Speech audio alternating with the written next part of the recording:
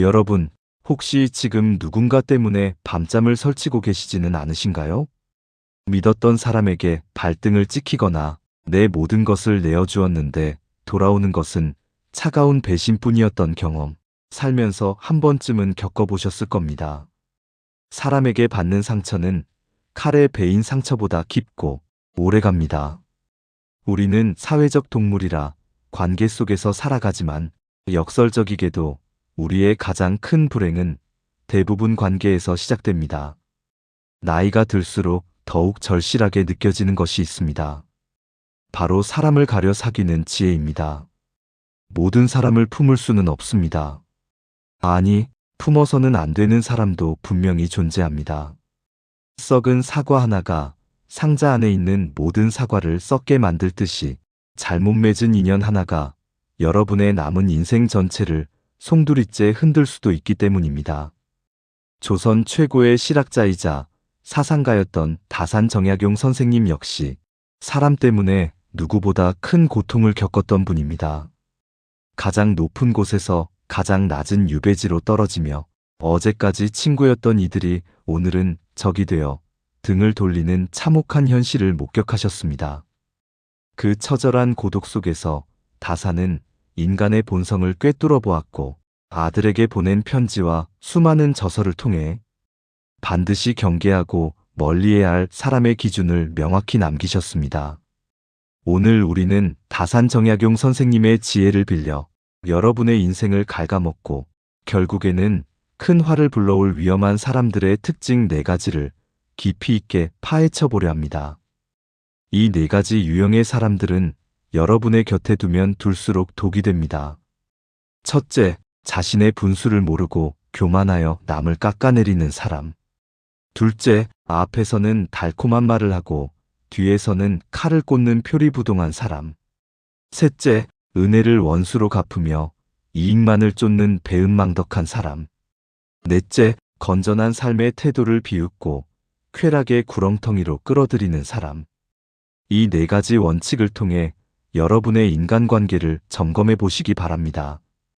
본격적인 이야기에 앞서 다산 선생님이 유배지에서 겪었던 짧은 일화를 하나 들려드리겠습니다. 강진의 낡은 주막, 사방이 벽으로 막힌 듯한 좁은 방에서 다산은 홀로 앉아 계셨습니다. 한때 조정의 중심에서 나란 일을 논하던 그였지만 이제 그를 찾는 이는 아무도 없었습니다. 오히려 그에게 배웠던 제자들조차 권력이 무서워 스승을 모른 채 했습니다. 그 쓸쓸한 방에서 다산은 붓을 들어 이렇게 적으셨습니다. 내가 외로운 것은 남들이 나를 찾지 않아서가 아니라 내가 사람을 보는 눈이 어두워 헛된 인연에 마음을 썼기 때문이다. 이 통렬한 후회가 오늘 우리에게 주는 울림은 결코 작지 않습니다. 그렇다면 과연 어떤 사람을 지금 당장 끊어내야 할까요? 다산의 지혜 속으로 깊이 들어가 보겠습니다. 첫 번째, 자신의 분수를 모르고 교만하여 남을 깎아내리는 사람입니다. 여러분 주변에도 이런 사람이 있을 겁니다. 만나면 오직 자기 자랑뿐인 사람, 자신이 가진 쥐꼬리만한 권력이나 재물을 과시하며 상대방을 은근히 무시하는 말투를 쓰는 사람 말입니다. 이들은 대화의 주인공이 언제나 자신이어야만 직성이 풀립니다. 여러분이 힘든 이야기를 꺼내면 그 정도는 아무것도 아니야. 나는 더한 일도 겪었어. 라며 여러분의 고통을 가볍게 여기거나 여러분이 기쁜 소식을 전하면 운이 좋았네. 그런데 그거 얼마나 가겠어? 라며 찬물을 끼얹습니다. 다산 정약용 선생님께서는 이를 두고 엄중히 경고하셨습니다. 교만은 사람의 눈을 가리고 귀를 막는다. 스스로 높다 하는 자는 반드시 깎이게 마련이며 남을 업신여기는 자는 결국 그 화살을 자신이 맞게 된다. 이런 사람을 곁에 두면 안 되는 이유는 명확합니다. 첫째, 이들은 여러분의 자존감을 갉아먹는 도둑이기 때문입니다. 교만한 자들은 자신의 우월함을 확인하기 위해 타인을 깎아내리는 것을 서슴지 않습니다. 그들과 함께 있다 보면 어느새 나는 왜 이렇게 부족할까? 나는 왜 저 사람처럼 되지 못할까 하는 자괴감에 빠지게 됩니다. 여러분의 소중한 가치가 그들의 비뚤어진 잣대에 의해 훼손되는 것입니다. 이것은 마치 가랑비에 옷 젖는 줄 모르는 것과 같아서 처음에는 그저 기분 나쁜 정도지만 시간이 지날수록 여러분의 영혼은 병들고 위축되게 됩니다. 어느 마을에 두 친구가 있었습니다. 한 친구는 사업에 성공하여 큰 부자가 되었고 다른 친구는 평범한 농부로 살았습니다. 부자 친구는 농부 친구를 만날 때마다 자신의 비단 옷과 기름진 음식을 자랑하며 말했습니다. 자네는 언제까지 흙이나 파고 살 텐가? 내 덕분에 이런 술이라도 한 잔 얻어먹는 줄 알게나. 농부 친구는 처음에는 친구의 성공을 축하해 주었지만 만날 때마다 반복되는 무시와 조롱에 점차 마음의 문을 닫게 되었습니다. 자신이 땀 흘려 가꾼 농작물이 초라해 보이기 시작했고 성실하게 살아온 자신의 인생이 부정당하는 느낌을 받았습니다. 결국 농부 친구는 병을 얻어 눕게 되었고 그제야 깨달았습니다. 그 친구를 만나는 것이 독을 마시는 것과 같았다는 사실을 말입니다. 다산 선생님께서는 아들에게 보낸 편지에서 이렇게 말씀하셨습니다. 무릇 사람을 사귈 때는 그 사람의 기운을 보아라. 거만하고 사나운 기운을 가진 자와 함께하면 그 기운이 내게 옮겨와 나 또한 망가진다. 겸손하고 온화한 일을 가까이 하는 것이 너를 지키는 길이다. 교만한 사람은 자신의 부족함을 감추기 위해 더욱 목소리를 높입니다. 빈수레가 요란하다는 옛말처럼 내면이 꽉 찬 사람은 굳이 자신을 드러내려 애쓰지 않습니다. 여러분이 만약 누군가와의 만남 후 집으로 돌아오는 길에 알 수 없는 피로감과 불쾌함을 느낀다면 그것은 상대방의 교만한 기운이 여러분의 맑은 기운을 탁하게 만들었기 때문일 수 있습니다. 또한 교만한 자들은 입이 가볍습니다. 남을 깎아내리기 좋아하는 이들은 필연적으로 험담을 즐깁니다. 여러분이 그들에게 털어놓은 비밀이나 약점은 그들이 다른 곳에서 자신을 돋보이게 하기 위한 안주거리로 전락할 가능성이 매우 높습니다. 내가 그 사람 잘 아는데 마리아로 시작하는 그들의 이야기에 여러분의 소중한 사생활이 이용되는 것입니다. 이는 단순한 배신감을 넘어 여러분의 사회적 평판까지 위협하는 심각한 문제가 될 수 있습니다. 다산은 말씀하셨습니다. 말을 많이 하지 말며 격렬하게 성내지 마라. 교만한 자의 혀는 칼과 같아서 남을 베기도 하지만 결국 그 칼날에 자신의 혀가 베인다. 이런 사람을 변화시키려 노력하지 마십시오. 사람의 천성은 쉽게 변하지 않습니다. 여러분의 선한 영향력으로 그를 겸손하게 만들 수 있을 것이라는 기대는 오만일 수 있습니다. 가장 지혜로운 방법은 조용히 거리를 두는 것입니다. 싸우거나 비난할 필요도 없습니다. 그저 만남의 횟수를 줄이고 깊은 대화를 피하며 마음의 문을 닫는 것이 여러분 자신을 보호하는 최선의 길입니다. 두 번째, 앞에서는 달콤한 말을 하고 뒤에서는 칼을 꽂는 표리부동한 사람입니다. 이 유형은 가장 위험하고 교활한 부류입니다. 첫 번째 유형인 교만한 사람은 차라리 눈에 띄기라도 합니다. 피하면 그만이니까요. 하지만 이 표리부동한 사람들은 여러분의 가장 가까운 곳에 숨어 있습니다. 그들은 여러분의 면전에서는 세상에서 가장 이해심 많은 친구처럼 행동합니다. 여러분의 말에 맞장구 치고 칭찬을 아끼지 않으며 간과 쓸개라도 빼줄 듯이 다정하게 굽니다. 하지만 여러분이 등을 돌리는 순간 그들의 표정은 차갑게 변하고 여러분에 대한 악의적인 소문을 퍼뜨리거나 여러분을 공경에 빠뜨릴 음모를 꾸밉니다. 이를 두고 사자성어로는 구밀복검이라 합니다. 입에는 꿀을 바르고 뱃속에는 칼을 품고 있다는 뜻입니다. 다산 정약용 선생님께서는 벼슬길에 있을 때 이런 자들의 모함으로 인해 수많은 고초를 겪으셨습니다. 조정에서 함께 웃으며 국사를 논하던 동료들이 정쟁이 발생하자마자 다산을 역적으로 몰아세우는데 앞장섰던 것입니다. 그 뼈저린 경험을 통해 다산은 이렇게 말씀하셨습니다. 면전에서 아첨하는 자를 경계하라. 그들의 혀는 꿀보다 달콤하지만 그 마음속에는 독사가 또아리를 틀고 있다. 진정한 벗은 나의 허물을 보고 꾸짖어주는 자이지 나의 비위를 맞추려 거짓을 고하는 자가 아니다. 현대 사회에서도 이런 일은 비일비재합니다. 직장 동료를 예로 들어보겠습니다. 김 대리는 언제나 박 과장님 최고라며 엄지를 치켜 세웁니다. 박 과장이 하는 일이라면 무조건 찬성하고 박 과장이 싫어하는 상사를 같이 욕해주기도 합니다. 박 과장은 김 대리를 자신의 충직한 오른팔이라 믿고 자신의 속마음과 회사에 대한 불만까지 모두 털어놓습니다. 하지만 인사고과 철이 다가오자 김 대리는 그동안 박 과장이 했던 불만들을 교묘하게 편집하여 상사에게 보고합니다. 결국 승진은 김 대리의 차지가 되고 박 과장은 영문도 모른 채 한직으로 밀려납니다.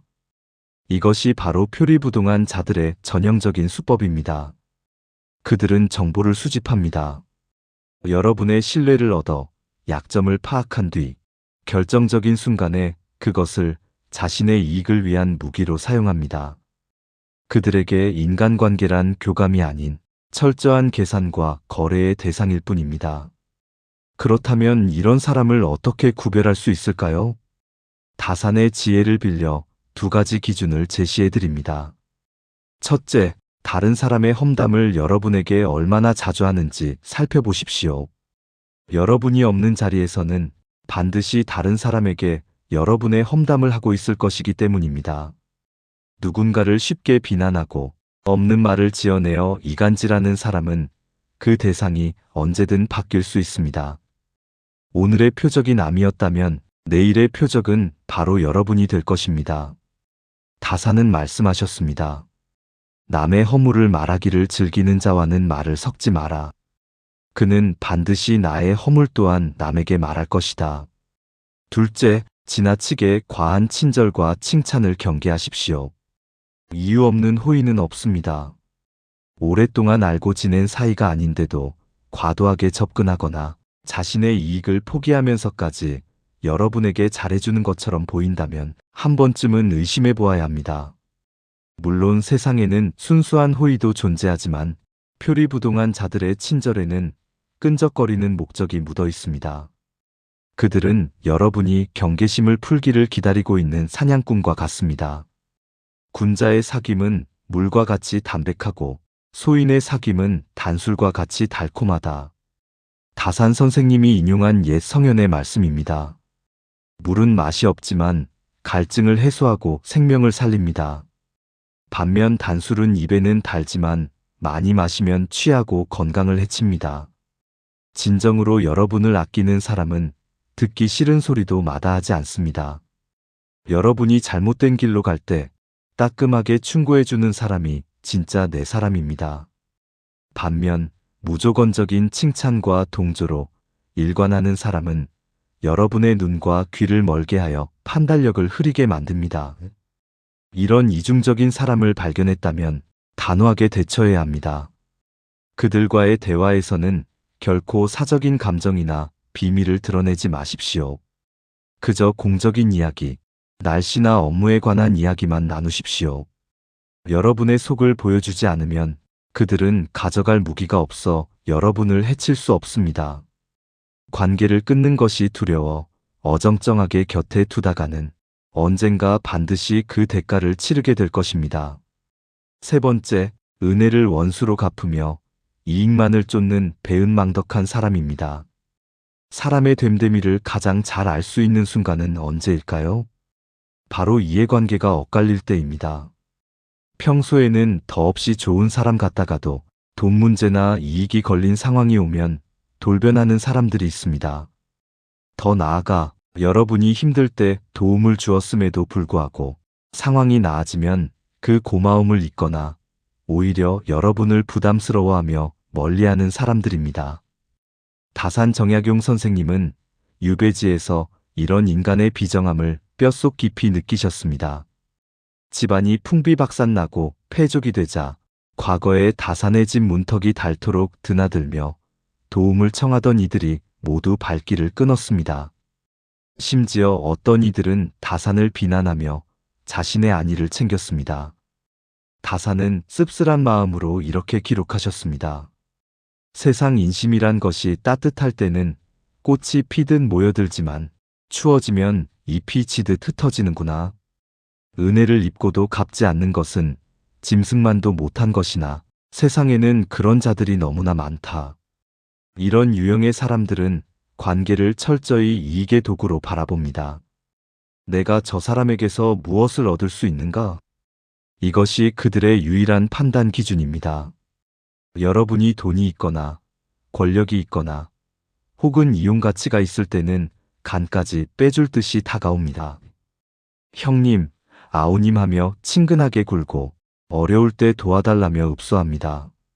마음 약한 여러분이 그들을 도와주면 그 순간에는 평생 은혜를 잊지 않겠다며 눈물을 흘리기도 합니다. 하지만 그들이 위기를 넘기고 살만해지면 태도는 180도 달라집니다. 여러분이 도움을 요청하면 요즘 나도 힘들다, 바빠서 어쩔 수 없다며 핑계를 댑니다. 심지어는 과거에 도움받은 사실 자체를 축소하거나 왜곡하기도 합니다. 그때 네가 도와준 건 고맙지만 사실 나 혼자서도 해결할 수 있었어. 라는 식으로 말입니다. 이것은 여러분의 호의를 가치 없는 것으로 만들므로써 자신이 갚아야 할 부채감을 털어버리려는 비열한 심리입니다. 어느 자영업자 사장님의 사연입니다. 가게 형편이 어려운 직원을 딱하게 여겨 월급도 미리 주고 병원비까지 보태주며 가족처럼 챙겼습니다. 그 직원은 사장님 같은 분은 없습니다. 뼈를 묻겠습니다. 라고 맹세했죠. 하지만 몇 년 뒤 그 직원은 가게의 단골 손님 리스트와 거래처 정보를 몰래 빼돌려 바로 건너편에 경쟁 가게를 차렸습니다. 그리고는 오히려 원래 사장님이 악덕업주였다는 헛소문을 퍼뜨리며 손님을 끌어모았습니다. 사장님은 배신감에 몸져 누웠고 사람에 대한 환멸로 오랫동안 고통받아야 했습니다. 이런 배은망덕한 사람들을 미리 알아보는 법은 무엇일까요? 다산의 가르침에 비추어 보면 작은 것에 감사할 줄 모르는 태도를 유심히 보아야 합니다. 식당에서 종업원에게 함부로 대하거나 누군가의 작은 호의를 당연한 권리인 양 받아들이는 사람은 경계해야 합니다. 감사함은 훈련된 마음의 근육입니다. 작은 배려에도 진심으로 고개 숙일 줄 아는 사람만이 큰 은혜도 잊지 않는 법입니다. 다산은 말씀하셨습니다. 베풀었거든 보답을 바라지 마라. 보답을 바라는 마음이 있으면 서운함이 생기고 그 서운함은 원망으로 변한다. 하지만 은혜를 모르는 자와는 다시는 거래하지 말고 그를 내 울타리 안에 들이지 마라. 이 말은 두 가지 의미를 담고 있습니다. 첫째는 여러분 자신의 마음가짐입니다. 내가 베푼 선행에 대해 보상을 기대하면 상처받기 쉬우니 그저 베품 자체로 기쁨을 삼으라는 고귀한 뜻입니다. 하지만 두 번째 의미가 더 현실적입니다. 은혜를 모르는 자는 근본이 잘못된 자이니 손절하라는 것입니다. 한 번 배신한 사람은 두 번, 세 번 배신하기 쉽습니다. 이번엔 다르겠지.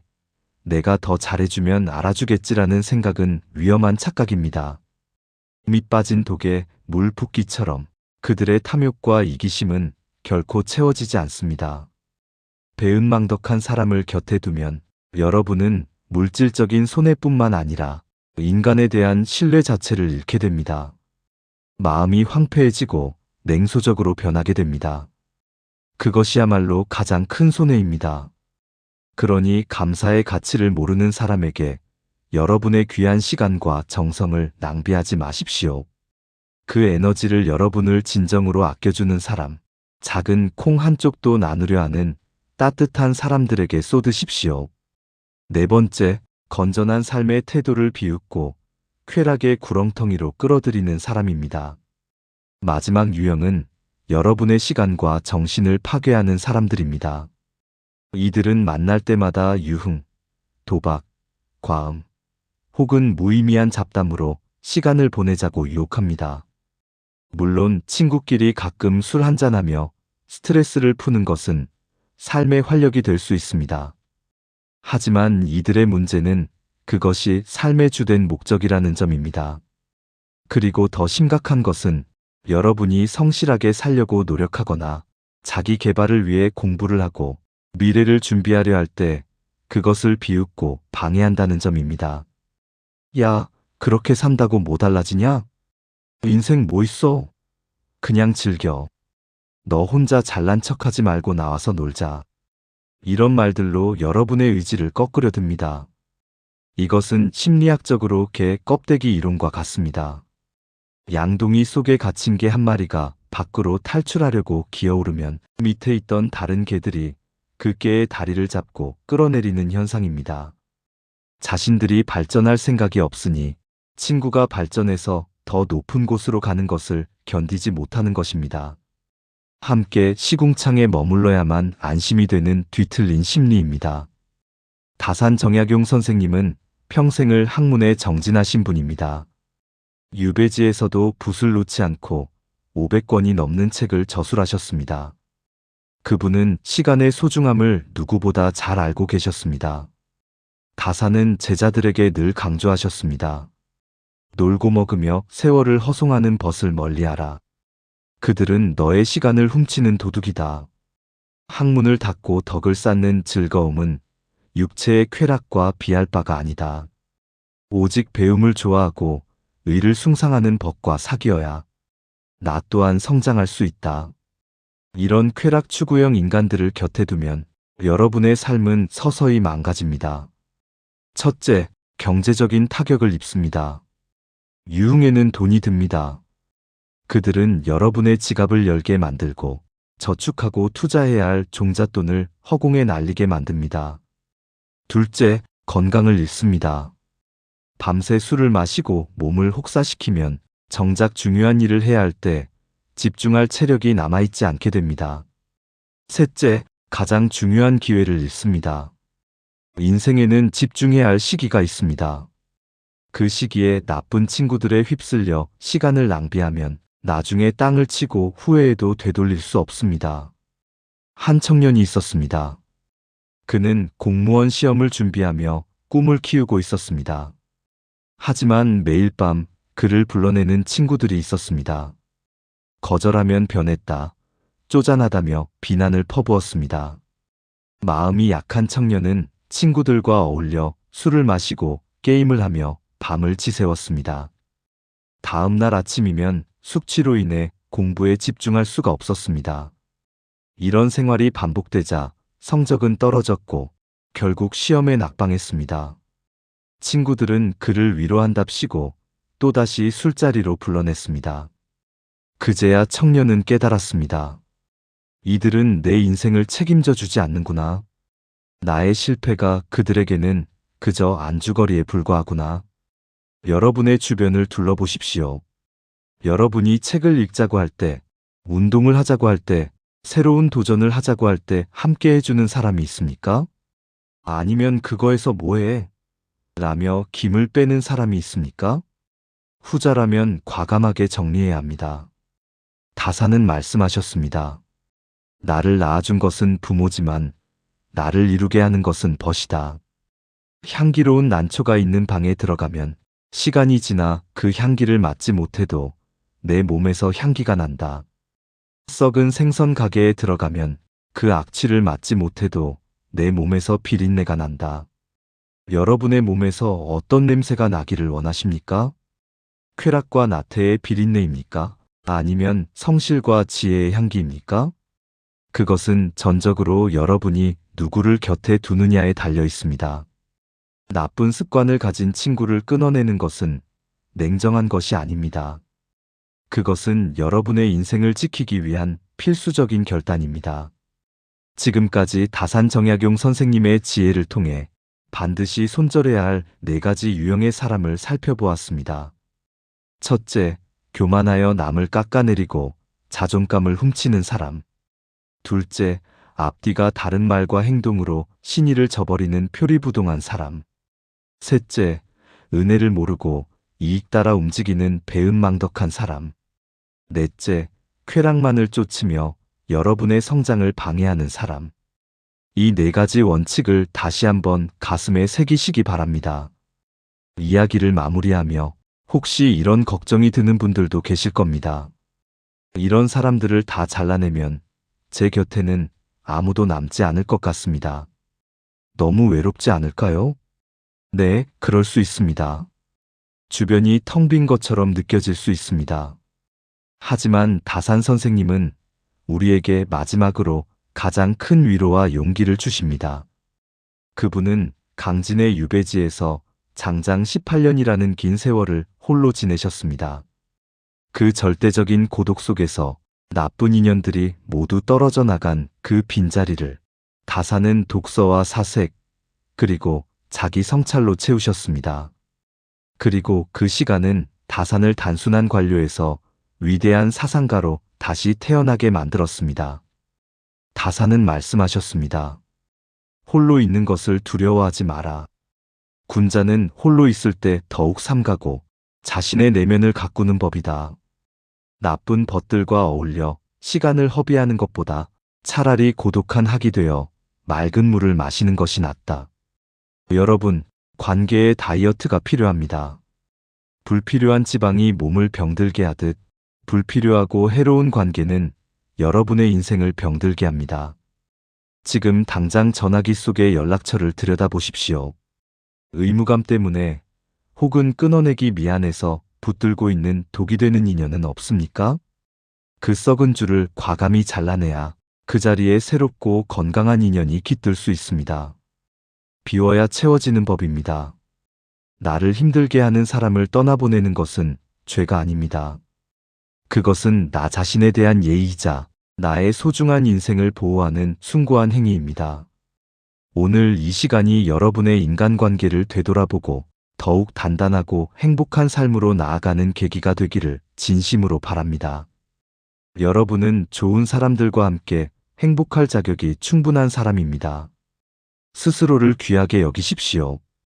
그래야 귀한 인연이 찾아옵니다.